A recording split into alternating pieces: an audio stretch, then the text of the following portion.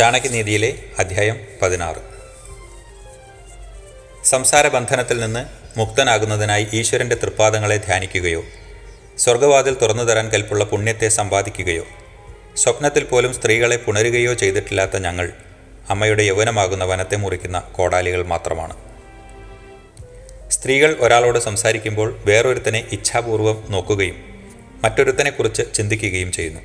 സ്ത്രീകൾക്ക് ഒരാളിൽ തൃപ്തി വരികയില്ല. ഈ സ്ത്രീ എന്നിൽ അനുരക്തയാണെന്ന് ഒരാൾ മോഹിക്കുന്നുണ്ടെങ്കിൽ അയാൾ അവൾക്ക് വശപ്പെട്ട് കൂട്ടിലകപ്പെട്ട പക്ഷിയെ പോലെ നൃത്തം ചെയ്യും. സമ്പത്ത് ലഭിച്ചിട്ട് അഹങ്കരിക്കാത്തവനും വിഷയസുഖത്തിൽ മുഴുകിയിട്ട് ആപത്തിൽ പെടാത്തവനും സ്ത്രീകളാൽ മനസ്സ് വേദനിക്കാത്തവനും രാജാക്കന്മാർക്ക് പ്രിയപ്പെട്ടവനും കാലയവനികയിൽ മറയാത്തവനും യാചിച്ചിട്ട് മാനം നഷ്ടപ്പെടാത്തവനും ദുർജനങ്ങളുമായി കൂട്ടുകൂടിയ ശേഷവും സുഖം അനുഭവിക്കുന്നവനുമായി ആരാണുള്ളത്? ആരും തന്നെ കേട്ടിട്ടില്ലാത്തതും കണ്ടിട്ടില്ലാത്തതും ഇതുവരെ ഉണ്ടായിട്ടില്ലാത്തതുമായ സ്വർണ്ണമാനിനെ പിടിക്കുവാൻ ശ്രീരാമൻ്റെ മനസ്സിൽ ആഗ്രഹമുണ്ടായി. വിനാശം വരേണ്ട സമയമാകുമ്പോൾ ബുദ്ധി വിപരീതമായി പ്രവർത്തിക്കുന്നു. തൻ്റെ ഗുണങ്ങൾ കൊണ്ടാണ് ഒരാൾ ഉത്തമനായിത്തീരുന്നത്, ഉയർന്ന ഇരിപ്പിടത്തിൽ ഇരിക്കുന്നത് കൊണ്ടല്ല.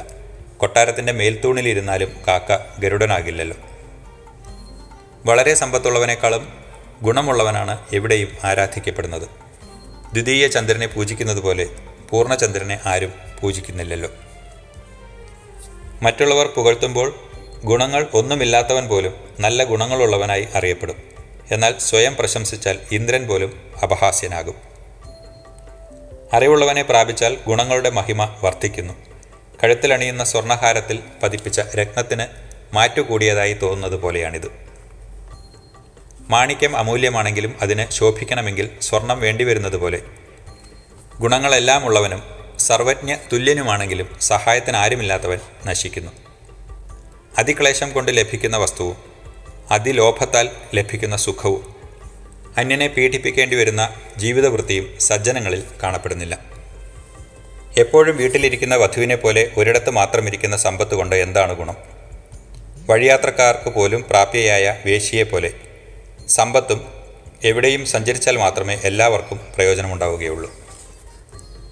ഈ ലോകത്തിൽ നിന്ന് പോയിട്ടുള്ളവരും, അതായത് മരിച്ചുപോയവരും, ഇപ്പോൾ പോകുന്നവരും, ഇനിയും പോകാനിരിക്കുന്നവരുമെല്ലാം തന്നെ ധനം, സ്ത്രീ, ആഹാരം എന്നിവയെല്ലാം അനുഭവിച്ച് തൃപ്തിയടയാത്തവരാണ്.